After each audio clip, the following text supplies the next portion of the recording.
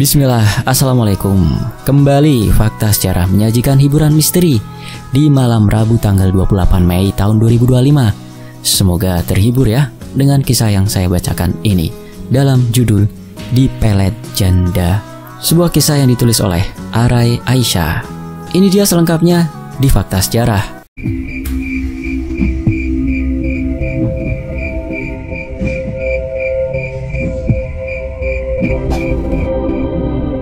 Surya menatap langit-langit kamar yang mulai kusam warnanya. Mungkin karena usia, mungkin juga karena lembab. Di sampingnya, kipas angin berdengung pelan. Sesekali berderit seperti protes karena dipaksa terus bekerja tanpa jeda. Namun bukan suara kipas atau dinding yang mengelupas yang membuat dada Surya sesak malam itu. Hal yang jauh lebih berat. Sebuah kalimat yang terus-menerus ia susun dalam kepala, tapi tak kunjung sampai ke bibir. Liza, istrinya, duduk di sisi ranjang sambil melipat pakaian anak-anak. Matanya sesekali melirik Surya, seperti tahu bahwa suaminya menyimpan sesuatu, tapi belum berani mengusiknya. Suasana malam itu seperti menahan nafas, sunyi, padat, menekan. Surya menarik nafas panjang, mencoba meredakan getaran yang mulai menjalar dari dada ke tenggorokan. "Sya," panggilnya pelan. Liza berhenti melipat baju, menoleh dengan alis terangkat. Aku mau merantau," ucapnya akhirnya nyaris seperti bisikan. Kalimat itu jatuh ke lantai kamar seperti batu besar yang menghantam Upin. Diam, hening. Liza tak langsung bereaksi, hanya memandangi wajah suaminya dengan tatapan yang sulit ditebak, antara kaget, kecewa, atau hanya sekedar mencari makna di balik kata-kata itu. Surya menghindari tatapan Liza, menunduk memainkan ujung selimut. "Aku cuma ingin kita punya hidup yang lebih baik. Anak-anak kita butuh sekolah yang layak, butuh masa depan." Liza masih diam, nafasnya terdengar berat, dan dari matanya Surya bisa melihat ada perang besar sedang terjadi dalam batinnya. Ia tahu, Liza bukan tak mengerti, tapi perempuan itu selalu punya cara sendiri dalam mencerna sesuatu. "Aku ingin merantau ke Kalimantan, Za," lanjut Surya pelan. "Ada sahabatku di sana, Rio. Dia kerja di pertambangan. Katanya masih ada lowongan. Kamu tahu sendiri kan, duitnya kerja di pertambangan itu gede banget." Suara jangkrik dari luar jendela masih masuk bersamaan dengan hembusan angin. Tirai tipis kamar bergoyang perlahan, seperti mengiringi detik-detik sunyi yang semakin terasa menyiksa. "Kenapa sekarang?" tanya Liza akhirnya. Suaranya pelan tapi menusuk. "Kenapa harus jauh itu?" Aku sudah lama mikir ini, tapi baru sekarang kesempatannya datang. Kita nggak bisa terus begini, Za. Aku juga gak enak kalau harus lihat kamu terus-terusan ngirit buat belanja harian. Aku pengen anak-anak kita lebih dari ini." Liza menunduk, tangannya meremas ujung baju yang tadi ia lipat. Bahunya naik turun, menahan gejolak yang hanya bisa dirasakan seorang istri saat suaminya bicara tentang pergi jauh. "Aku takut, Mas," bisiknya. "Takut kamu gak pulang, takut anak-anak kehilangan bapaknya." Surya mendekat, menggenggam tangan Liza dengan erat. "Aku janji akan pulang. Setahun sekali lah minimal. Aku gak akan tinggalin kalian. Aku cuma mau cari nafkah lebih baik." Liza menarik nafas dalam, lalu menghembuskannya perlahan. Air mata mulai menggenang di sudut matanya, tapi belum jatuh. Ia tahu ini keputusan sulit, tapi ia juga tahu suaminya bukan tipe laki-laki yang suka berleha-leha. "Kalaupun aku setuju," gumamnya, "bukan aku rela, tapi karena aku tahu kamu juga melangkah karena terpaksa." Surya mengangguk pelan, matanya ikut memerah. "Aku gak akan pergi tanpa izinmu." Untuk pertama kalinya malam itu, Liza tersenyum pahit, tapi penuh kasih. Ia mengusap pipinya sendiri yang mulai basah. "Beri aku waktu seminggu." Surya mengangguk lagi. Tidak ada yang perlu dikatakan selain itu. Ia tahu 1 minggu ke depan akan jadi waktu yang panjang, penuh renungan dan pergulatan. Tapi satu hal yang ia syukuri malam itu, Liza tidak menolak, dan itu cukup untuk membuat hatinya sedikit lega. Malam kembali senyap, tapi kali ini bukan senyap yang menekan, melainkan senyap yang mengajak mereka untuk mulai merelakan. Seminggu lamanya, Liza berjalan seperti bayangan dirinya sendiri. Ia tetap memasak, mencuci dan mengurus anak-anak seperti biasa. Tapi pikirannya tak pernah benar-benar ada di tempat. Setiap kali melihat wajah Surya, hatinya terhimpit rasa khawatir yang tak bisa ia jelaskan. Ada semacam firasat, semacam suara kecil di hatinya yang terus-menerus bertanya, benarkah ini keputusan terbaik? Malam-malamnya diisi dengan tangisan pelan, disembunyikan di balik bantal agar tak didengar anak-anak. Ia tahu Surya melakukan ini untuk keluarga, tapi sebagai istri, rasa takut kehilangan itu tak pernah bisa ia abaikan. Apalagi konon katanya, Kalimantan menyimpan misteri yang tak bisa dijelaskan logika. Mitos yang diceritakan turun-temurun oleh para tetua desa seringkali mampir di kepalanya. Katanya, siapapun yang meminum air di tanah Kalimantan, maka tubuh dan jiwanya akan melekat di sana. Tidak peduli seberapa kuat keinginan untuk pulang, tanah itu akan mengikatnya, entah dengan rezeki, dengan janji gaib, atau bahkan dengan hal-hal tak kasat mata. Meski hanya mitos, entah kenapa sebagian kecil hati Liza mempercayainya. Mungkin karena ia dibesarkan di keluarga yang masih memegang teguh petuah-petuah lama, atau mungkin karena ia perempuan yang katanya lebih mudah merasakan sesuatu yang tak terlihat. Namun setelah bergelut dengan pikirannya sendiri selama seminggu, akhirnya Liza mengambil keputusan. Bukan karena rasa takut itu lenyap, tapi karena ia melihat tekad di mata Surya. Mata yang tak lagi ragu, yang menyimpan harapan, dan yang tampak memikul beban besar untuk membuktikan bahwa ia bisa jadi suami dan ayah yang lebih baik. Malam itu, saat anak-anak sudah tertidur, Liza dan Surya duduk berdua di teras. Lampu remang-remang dan suara serangga malam jadi saksi percakapan yang akan mengubah hidup mereka. "Aku izinkan, Mas," ucap Liza perlahan. Suaranya nyaris tenggelam oleh desir angin malam. Surya menoleh, matanya membelalak sedikit. "Kamu yakin?" Liza mengangguk pelan. "Tapi dengan satu syarat." "Apa saja, Sa? Katakan." "Kamu harus pulang setidaknya 1 tahun sekali. Apapun yang terjadi, kamu harus kembali. Walau cuma seminggu, walau cuma sebentar. Aku gak peduli seberapa sulitnya di sana, asal kamu gak lupa jalan pulang." Surya menghela nafas panjang. Ada lega yang perlahan memenuhi dadanya. Ia genggam tangan Liza, mengeratkan jemarinya. "Aku janji," ucapnya mantap. 1 tahun sekali apapun yang terjadi, aku akan pulang selama seminggu di rumah." Liza menatap suaminya lama, seolah ingin memastikan bahwa janji itu bukan hanya ucapan. Ia ingin menyimpannya dalam-dalam, sebagai penguat di malam-malam panjang saat rindu datang menyerang. 2 minggu kemudian, hari keberangkatan tiba. Rumah kecil mereka dipenuhi suara sendu yang tak terdengar, hanya terasa. Anak-anak belum benar-benar paham bahwa sang ayah akan pergi jauh. Mereka hanya tahu, hari itu ayah mereka membawa ransel besar dan mencium mereka lebih lama dari biasanya. Liza menyiapkan bekal seadanya, nasi bungkus, telur balado, dan sambal kesukaan Surya. Ia tahu makanan itu hanya akan bertahan sehari. Tapi entah kenapa, ia merasa seperti sedang menitipkan cinta terakhir lewat bungkusan itu. Surya memeluk Liza di depan pintu.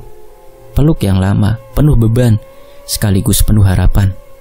Liza membalas pelukannya dengan erat, mencoba menyimpan aroma tubuh suaminya dalam ingatan. "Jaga anak-anak, Za," bisik Surya. "Kamu juga jaga diri di sana, Mas. Jangan sembarangan makan atau minum. Ingat mitos itu, meski hanya mitos." Surya tersenyum kecil. "Aku bukan orang yang mudah percaya hal gaib, Za. Tapi jangan sombong juga, Mas.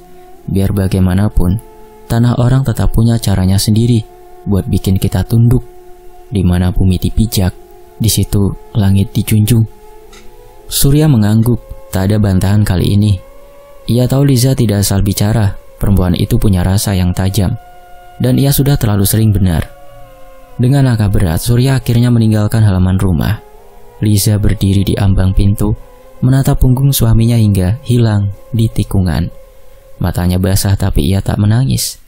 Dalam hati ia berkata, "Asal kamu kembali mas, aku akan menunggu, berapapun lamanya, dan keadaan ekonomi kita kembali membaik." Perjalanan beberapa jam dari Jawa menuju Kalimantan Selatan terasa seperti menyeberangi batas dunia bagi Surya. Dari pesawat, ia bisa melihat hamparan hutan lebat yang tak berujung dan sungai-sungai besar yang membelah tanah seperti urat kehidupan. Ketika akhirnya kakinya menginjak tanah Kalimantan, ada rasa asing sekaligus antusias yang menyelinap dalam dada. Sungai Biru, itulah nama daerah tempat ia akan tinggal dan mencari rezeki. Sebuah kota kecil di pinggiran sungai besar, dikelilingi pepohonan raksasa dan kabut tipis yang menggantung setiap pagi. Udara di sini berbeda, lebih lembab, lebih basah, dan penuh aroma tanah yang belum tersentuh aspal. Tempat itu sebenarnya bukan benar-benar asing baginya. Sudah beberapa bulan terakhir ia mendengar cerita dari sahabat lamanya, Arif, yang lebih dulu merantau ke sana. Mereka berteman sejak dulu di bangku SMP. Dan meski sempat terpisah lama, media sosial membuat keduanya kembali terhubung. Ariflah yang mengabari Surya soal peluang kerja sebagai driver angkutan barang di perusahaan tersebut. Setibanya di bandar udara, Surya langsung disambut oleh Arif. Wajahnya masih sama seperti dulu. Kulit legam, rambut tipis, dan senyum lebar yang membuat orang mudah percaya. "Sur, akhirnya nyampe juga kamu," seru Arif sambil menepuk bahu temannya dengan semangat. Surya mengangguk, menyeret koper bututnya. "Capek, Rip, tapi lumayan lega. Semoga rezekiku beneran nunggu di sini ya. Hutangku lunas, ekonomi membaik, istriku senang, anak-anakku bisa lebih baik lagi." "Tenang, Sur, di sini kalau niat kerja pasti ada hasilnya. Tapi ya, kamu harus belajar nurut sama aturan tempat baru. Jangan asal jalan. Di sini bukan cuma manusianya yang punya aturan." Surya tertawa kecil. "Maksudmu, Rip?" Arif hanya tersenyum miring. "Nanti juga ngerti sendiri." Surya memilih tidak membahas lebih lanjut. Ia tahu betul Arif. Kalau sudah berbicara dengan nada setengah bercanda seperti itu, artinya ia menyimpan sesuatu yang tak mau dijelaskan saat itu juga. Mereka menempuh perjalanan darat sekitar 1 jam menuju barak tempat para pekerja tinggal. Barak itu sederhana, terdiri dari deretan kamar kecil yang terbuat dari kayu, atap seng, dan berjajar menghadap sebuah dapur umum. Tidak nyaman, tapi cukup untuk hidup. Arif sudah menyiapkan 1 kamar khusus untuk Surya. Tidak luas tapi bersih dan cukup tenang. "Malam pertama kamu bakal aneh tidur di sini, Sur. Suara hutan bisa bikin merinding," kata Arif sambil menunjuk ke arah pepohonan lebat di belakang barak. Surya melirik keluar jendela kamarnya. Di kejauhan hutan tampak gelap dan nyaris tak tertembus cahaya. Suaranya seperti bisikan, kadang seperti langkah kaki, tapi tak ada yang bisa dilihat. Malam itu Surya tidur dengan gelisah. Suara binatang malam, derik pepohonan yang bergesekan, dan sesekali suara air sungai mengalir membuat matanya sulit terpejam. Namun kelelahan perjalanan akhirnya menenggelamkannya dalam tidur yang tidak terlalu nyenyak. Keesokan paginya, Arif mengajaknya berkeliling. Mereka menyusuri tepian sungai, melihat perahu-perahu kecil milik warga yang sibuk menjual hasil hutan dan ikan. Di pasar kecil dekat dermaga, orang-orang tampak ramah meski pandangan mereka agak asing pada Surya. "Kamu harus hati-hati, Sur, kalau beli makanan atau minuman dari orang yang tidak kamu kenal," ujar Arif sambil menyeruput kopi di warung. Surya mengangkat alis. "Lah, pasti nggak kenal lah, kan aku orang baru di sini. Emang mereka pada naruh racun apa? Dan kenapa?"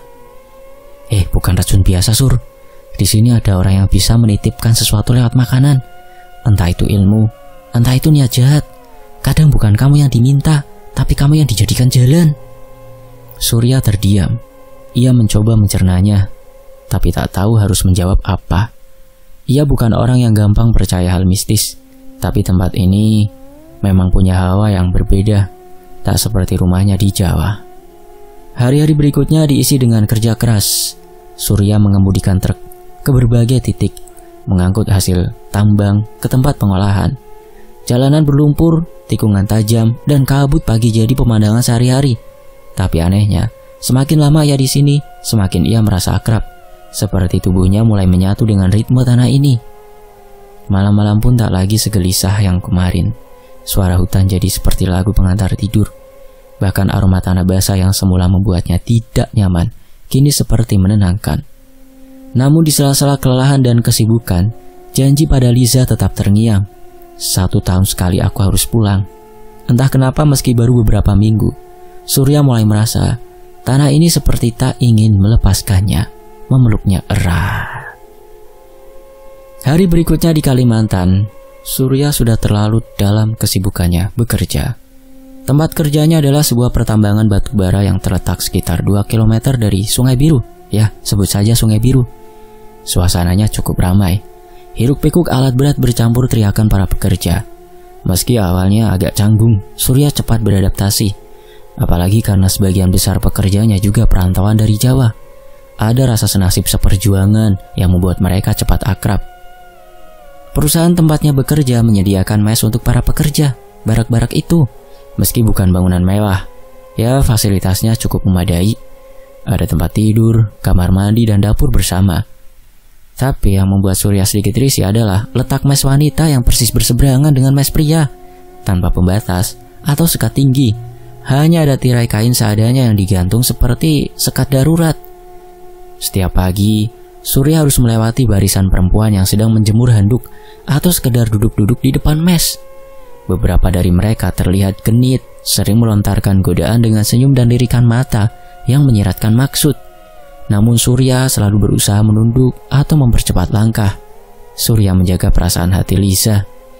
Namun satu orang dari mereka tampak berbeda, bukan dari segi pakaian atau tutur kata, tapi dari caranya menatap Surya. Perempuan itu bernama Ningsih. Ia bukan gadis muda seperti yang lain, melainkan seorang janda, 10 tahun lebih tua dari Surya. Kulitnya sawo matang, rambut diikat rapi, dan gerak-geriknya penuh percaya diri. Ia adalah kepala kantin di lokasi pertambangan. Pertama kali Surya mengenalnya saat makan siang. Ningsih menyapanya dengan suara lembut, namun tatapannya tajam, seperti menelanjangi siapapun yang berdiri di depannya. "Makan, Mas?" sapanya sambil menyendokkan nasi ke piring Surya. "Iya, Bu. Mbak, Ningsih ya?" jawab Surya sedikit kikuk. Ningsih tertawa pelan. "Panggil Mbak aja gak apa-apa, biar hatiku muda terus."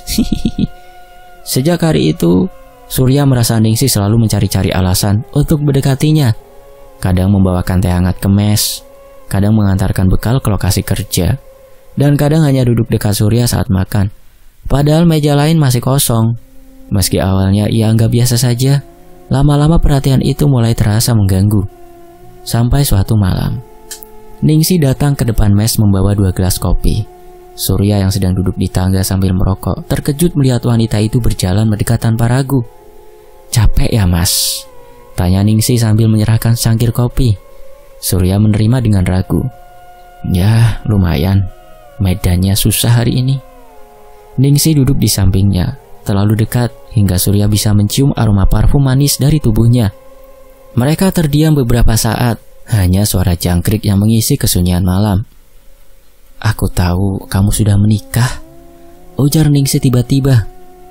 "Tapi aku juga tahu laki-laki itu punya kebutuhan yang kadang tak bisa ditahan." Surya langsung menoleh. "Maaf Mbak, saya cinta sama istri saya.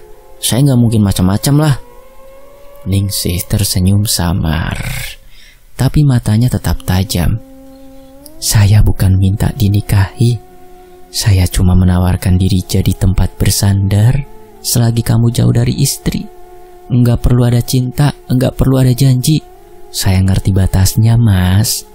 Surya menggeleng pelan. Ada amarah yang menggumpal dalam hatinya, tapi ia memilih menahannya. "Saya kesini niat buat kerja, buat memperbaiki ekonomi saya, Mbak. Saya nggak mau pulang bawa dosa." Ningsih bangkit berdiri, masih memegang gelas kopinya. Saya nggak maksa, Mas. Tapi kalau butuh suatu malam kamu merasa kesepian, pintu kamar aku nggak pernah dikunci kok buat kamu.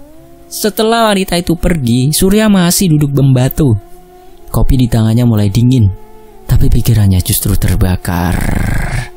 Ia tahu betul ini adalah godaan yang nyata, bukan sekedar angan atau main-main. Ningsih bukan perempuan biasa. Ia tahu apa yang ia inginkan dan tahu bagaimana cara mendapatkannya. Beberapa hari berikutnya, Ningsih tetap seperti biasa, tetap ramah, tetap tersenyum, tapi tak pernah lagi membawa kopi atau berbicara terlalu dekat. Namun justru itu yang membuat Surya makin waspada. Ia mulai merasa diawasi, setiap gerak-geriknya seolah ditimbang. Bahkan saat makan di kantin pun, ia bisa merasakan tatapan dari balik dapur. Di saat yang sama, Surya mulai menyadari sesuatu yang aneh. Setiap malam, ia selalu bermimpi basah. Mimpi yang tak pernah ia alami sejak menikah. Mimpi yang isinya wajah Ningsih, menyentuhnya, memanggilnya, memeluknya, padahal ia tak pernah berniat menyimpan bayangan itu. Surya mulai takut tak hanya pada godaan yang nyata, tapi juga pada sesuatu yang mungkin lebih besar, yang tak kasat mata. Sore itu, langit Kalimantan mendung. Awan hitam menggantung di atas lokasi pertambangan, menebar hawa lembab yang membuat nafas terasa berat. Surya berjalan pelan menuju kantin dengan pakaian kerja yang masih belepotan lumpur.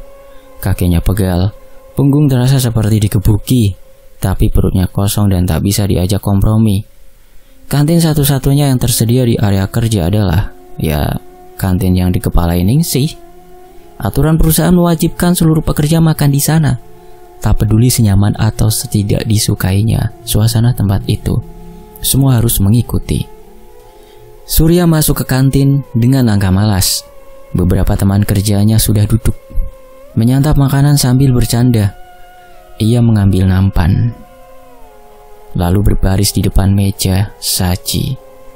Dan seperti sudah diduga, Ningsih berdiri di balik meja itu dengan celemek berwarna merah muda yang kontras dengan kulit sawo matangnya. Mas Surya, sapa Ningsih dengan suara menggoda. Makan malam ini istimewa. Saya masak sendiri, sayur asam dan ayam goreng favoritmu. Tak lupa sambalnya. Surya pura-pura tak mendengar. Ia hanya mengangguk dingin sambil menunduk, menahan rasa tak nyaman yang sudah sejak lama menghuni dadanya. Tapi Ningsih tak menyerah. Masih betah kerja di sini atau sudah rindu rumah dan istri? Tanyanya lagi, kali ini dengan senyum yang lebih lebar. Surya masih diam, namun tangannya mengepal. Ia tahu, Ningsih sedang berusaha memancing reaksinya. Dan entah kenapa, hari ini Surya sedang tidak sabar. Setelah menerima makanannya, ia berjalan ke salah satu meja kosong. Belum sempat duduk, Ningsih menyusul, duduk di kursi seberangnya tanpa permisi. Mas Surya, saya cuma ingin berteman. Tapi kalau Mas merasa terganggu, saya bisa jaga jarak kok. Maaf yang kemarin ya. Cuma ya jangan dingin-dingin amat. Saya ini perempuan juga, bisa ngerasa. Ucap Ningsih sambil memainkan sendok. Surya meletakkan sendoknya, menatap wanita itu tajam. Kalau memang bisa merasa harusnya Mbak tahu diri dong, kata Surya halus. Ningsih sedikit terkejut, tapi masih bertahan. Maksudmu apa, Mas? Ya jangan terus-terusan deketin saya. Saya udah bilang saya ini punya istri, Mbak. Mbak ini kepala kantin, bukan pelacur yang bisa dideketin siapa aja asal suka. Hening mendadak memenuhi meja makan itu. Surya kelepasan. Beberapa pekerja menoleh. Suasana jadi kaku. Tapi Ningsih tetap di tempatnya, tak bergeming. Mata wanita itu kini berubah, tidak lagi ramah. Sorotnya tajam seperti pisau yang baru diasah. Apa maksudmu bilang barusan, Surya? Pelacur, ulang Surya lirih tapi tegas. Dan wanita kesepian yang gak tahu batas. Kalimat itu keluar tanpa rencana, tapi entah kenapa lidah Surya seperti tak bisa dikendalikan sore itu.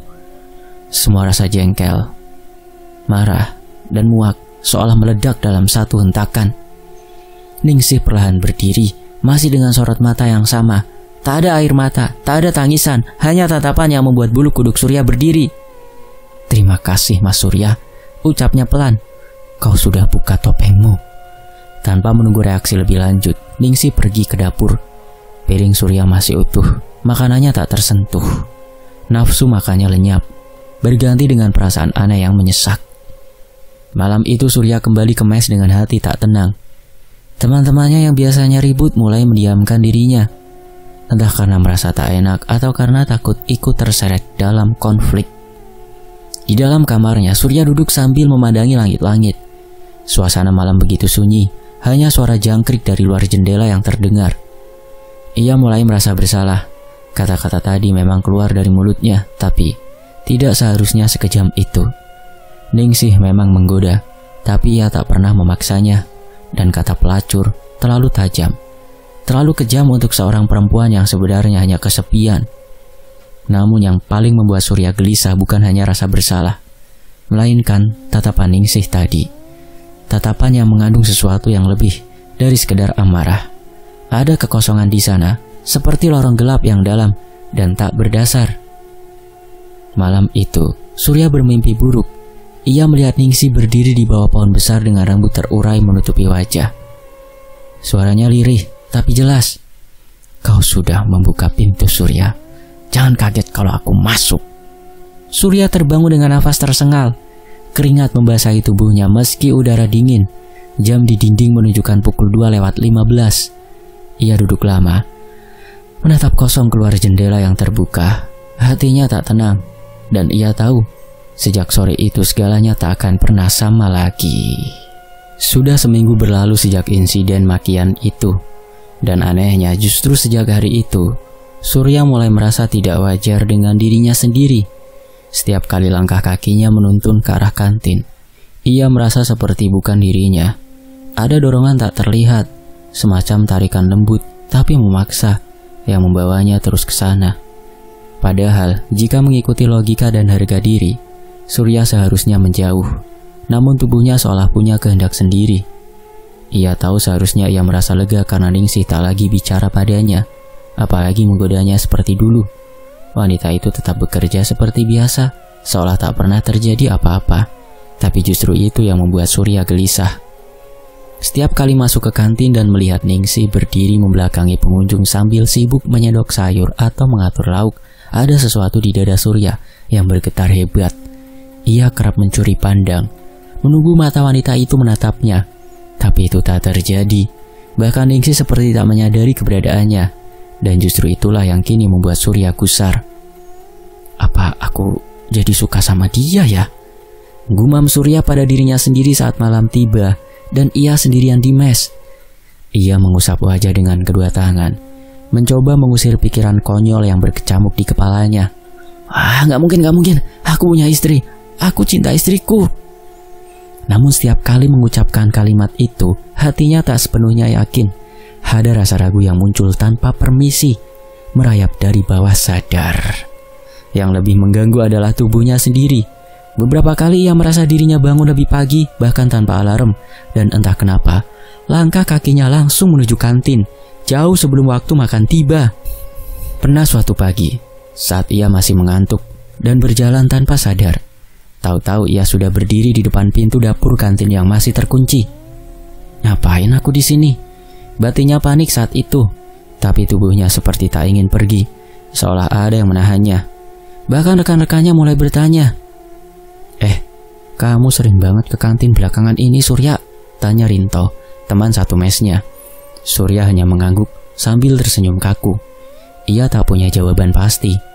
Puncaknya terjadi saat suatu sore ia baru saja selesai makan dan memutuskan untuk duduk lebih lama di kantin. Sambil mengaduk sisa teh di gelasnya, matanya terus melirik ke arah dapur. Ningsih sesekali keluar untuk mengisi ulang lauk atau memindahkan galon air. Setiap kali wanita itu lewat, aroma samar yang manis entah kenapa membuat dada Surya berdebar, menguar di udara. Campuran dari bunga sedap malam dan entah apa lagi. Sesuatu yang membuat kepala sedikit pening tapi menenangkan. Surya merasa seperti orang tolol. Ia tahu ini tidak normal. Ia merasa seperti dikendalikan, tidak oleh Ningsih secara langsung, melainkan oleh sesuatu yang mengikat dirinya dari dalam. Hatinya ingin menjauh, ingin pergi, tapi tubuhnya ingin menetap. Pikirannya ingin menjauh, tapi langkahnya selalu kembali. Suatu malam, ia mencoba curhat pada dirinya sendiri dengan menulis di buku catatan kecil yang ia bawa dari rumahnya. Aku merasa aneh. Aku takut Ningsih tak lagi menggoda, tapi justru aku yang jadi gelisah tiap kali dia tak ada. Aku merasa dikendalikan. Mungkinkah ini semacam guna-guna, tapi aku bukan orang bodoh, aku logis. Tapi tubuhku tidak mau ikut logika sekarang. Ia menulis dengan tangan gemetar. Di sela-sela tulisannya, tetesan keringat dingin jatuh. Udara malam terasa lembab, dan jendela kamar seperti berembun dari dalam. Ia terdiam lama setelah menulis kalimat itu. Pikiran-pikiran tentang pelet, guna-guna, dan santet mulai menyusup, walau ia mencoba menepisnya. Alah, cuma stres biasa. Namanya juga kerja keras jauh dari istri.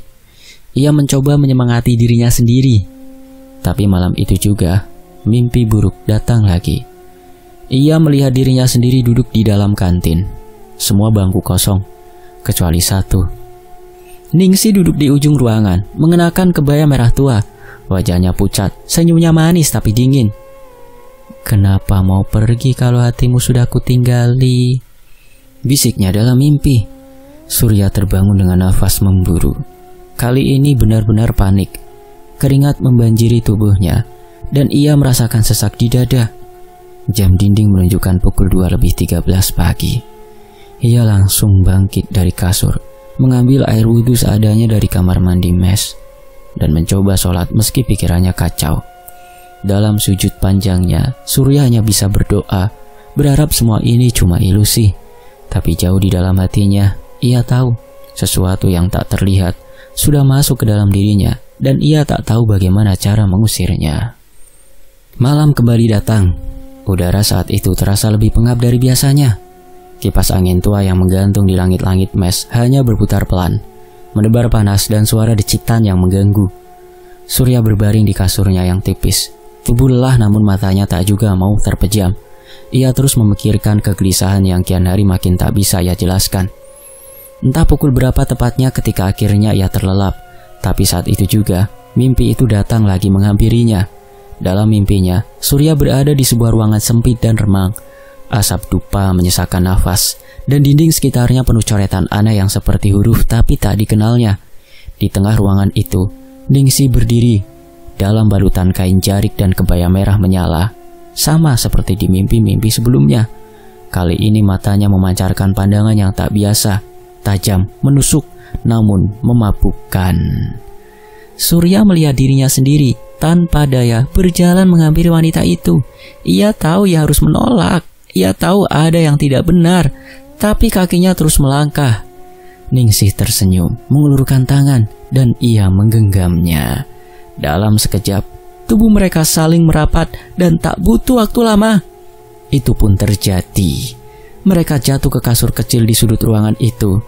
Semua terjadi begitu cepat, kabur, dan panas. Tubuh Surya berkeringat dingin bahkan dalam mimpi. Namun perasaan enak, klimaks menjalar dalam tubuh Surya. Saat semuanya seolah mencapai puncaknya, suara tangis terdengar, pelan, lalu semakin nyaring. Surya menoleh. Di ujung ruangan berdiri sosok perempuan dan anak kecil, ya istrinya, dan anak-anak mereka yang baru berusia 5 tahun.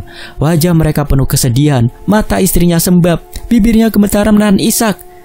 Mas, pulanglah mas, ucap istrinya dengan suara lirih. Tinggalkan tempat itu sebelum semuanya terlambat. Anaknya hanya bisa memeluk kaki ibunya dalam mimpi itu, menangis tergugu. Namun Surya dalam mimpi itu tetap tak bergerak. Ia merasa tubuhnya berat dan seolah hatinya terbelah dua antara cinta yang sudah ia miliki dan sesuatu yang lebih gelap yang tak bisa ia pahami. Suara tangis berubah jadi jeritan. Lalu semua cahaya padam. Ruangan berubah jadi gelap total. Hanya tersisa suara Ningsih tertawa, nyaring, dingin dan panjang. Surya terbangun dengan tubuh gemetar dan nafas memburu.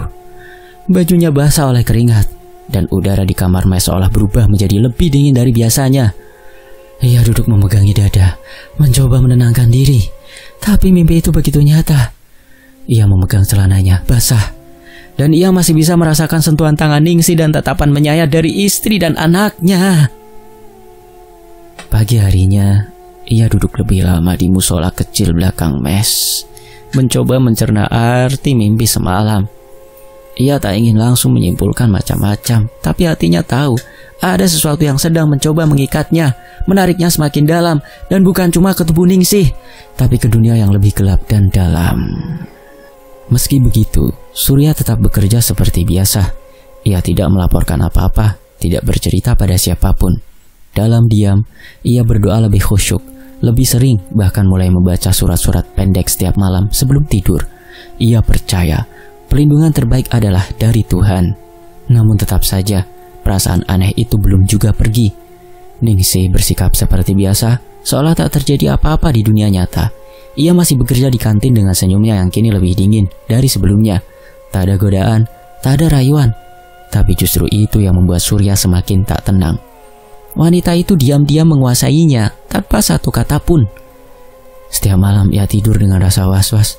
Takut mimpi itu terulang lagi, datang lagi. Takut melihat istri dan anaknya menangis. Tapi juga takut melihat dirinya sendiri menyerah pada bayang-bayang yang tak kasat mata. Ini bukan cinta, batin Surya suatu malam. Ini semacam jerat, dan aku harus keluar sebelum semua terlambat. Namun keluar dari jerat yang tak terlihat jauh lebih sulit daripada sekedar berpaling. Karena kini bukan hanya hatinya yang diganggu, tapi juga jiwanya. Dan ia mulai menyadari satu hal yang menakutkan, bahwa mungkin ia tak lagi sendiri di tubuhnya sendiri. Pagi datang kembali. Di waktu lain, pagi itu udara masih berkabut ketika Surya terbangun dengan perut keroncongan. Sebelum ia sempat keluar mes untuk cari sarapan, pintu diketuk pelan. "Nasi goreng buat Mas Surya," suara Ningsih terdengar lembut dari balik pintu. Surya sempat ragu membuka pintu, tapi rasa lapar mengalahkan segalanya, mengalahkan mimpi-mimpinya sebelumnya. Ia menerima sepiring nasi goreng hangat yang dibungkus daun pisang, mengucap terima kasih seadanya. Ningsih hanya tersenyum kecil, lalu melangkah pergi tanpa berkata apa-apa lagi.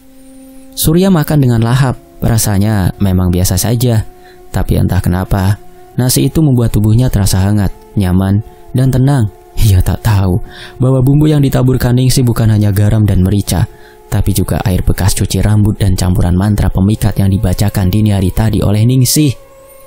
Hari demi hari, setelah mimpi-mimpi panjang buruk dan mimpi basah itu, efeknya pun mulai terasa di dunia nyata. Seminggu berselang, Surya jadi sering mendatangi kantin tanpa alasan jelas, lebih-lebih menggebu. Ia jadi lebih banyak mengobrol dengan Ningsih. Kali ini Ningsih mulai mengobrol, bahkan mulai menyukai suara tawa dan cara wanita itu memandangnya. Yang lebih mengerikan, pikirannya mulai dipenuhi bayangan Ningsih. Saat bekerja, saat mandi, bahkan ketika berdoa, tubuhnya pun tak lagi bisa menolak. Dalam keadaan seperti tak sadar, ia menyeret kakinya ke mes wanita, dan malam itu dosa terjadi secara nyata. Tak hanya sekali, dalam seminggu berikutnya, perbuatan itu terus terulang. Kadang Surya bahkan tak ingat bagaimana ia sampai di sana. Yang ia tahu begitu matanya terbuka, Ningsih sudah di sampingnya, membelai rambutnya, tersenyum dengan mata penuh kemenangan. Surya kini benar-benar terjerat, dan ia belum sadar ini bukan cinta.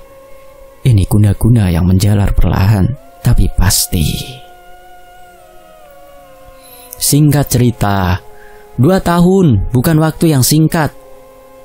1 tahun pertama, Surya lupa tak pulang kepada anak dan istrinya karena terpesona oleh pesona Ningsih. Rambut Surya mulai tampak kusut dan matanya seperti menyimpan letih yang tak bisa diceritakan. Meski tubuhnya masih tegap, ada gurat kehampaan di raut wajahnya. Ia berdiri di depan mes, menatap langit Kalimantan yang mulai mendung, seolah langit pun ikut merasakan berat langkahnya hari ini. "Ningsih, aku pulang dulu," ucapnya pelan saat wanita itu menghampirinya. Wajah Ningsih tampak tenang, bahkan bahagia. Ia menggenggam tangan Surya erat, lalu tersenyum dengan penuh rasa memiliki. "Iya, aku tahu kamu bakal balik ke sini lagi kok, Mas Surya. Dan kita akan menikah di sini ya," bisiknya lirih namun pasti. "Pede banget Ningsih." Surya hanya mengangguk. Dalam benaknya, sejumput rasa bersalah menghantui. Tapi entah kenapa, suaranya tak mampu berkata tidak. Ada bagian dari dirinya yang seperti dipaksa untuk setuju. Sebelum berangkat, Ningsih memberikan 2 botol air besar. Minum ini sepanjang perjalanan ya mas, biar kuat, biar sehat, terus balik lagi ke sini, katanya dengan mata yang tak berkedip.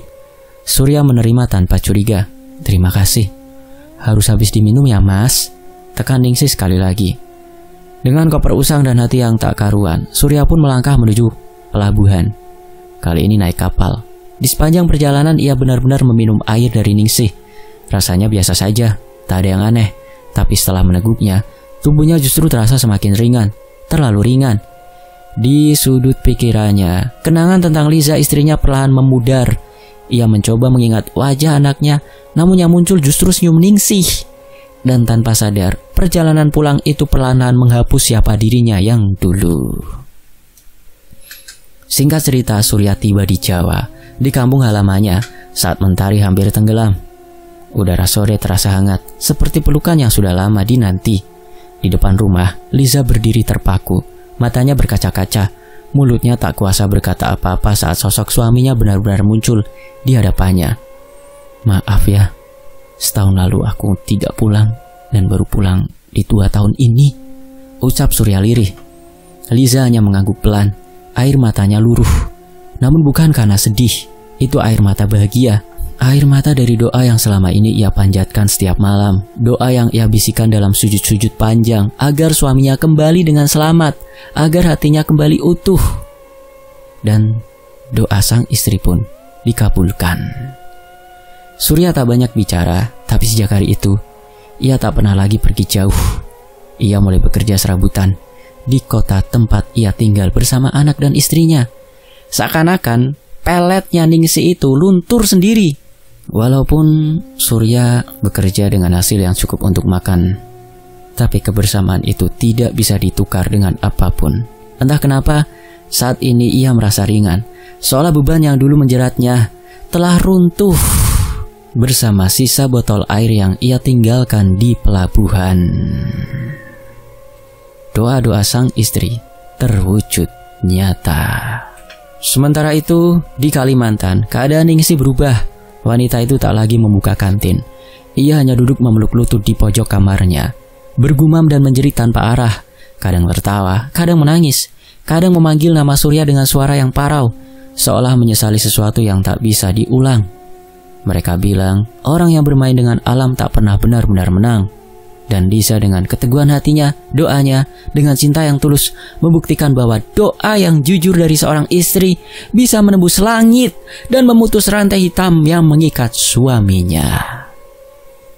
Demikianlah sebuah kisah, semoga terhibur dan bisa mengambil hikmah. Fakta secara pamit. Wassalamualaikum warahmatullahi wabarakatuh. Sampai jumpa di kisah lainnya, tetap di Fakta Sejarah. Terima kasih untuk penulisnya, Mbak Arai Aisyah. Dan terima kasih buat teman-teman yang mau menyimak di sini di Fakta Sejarah. Tetap di Fakta Sejarah. Alhamdulillah.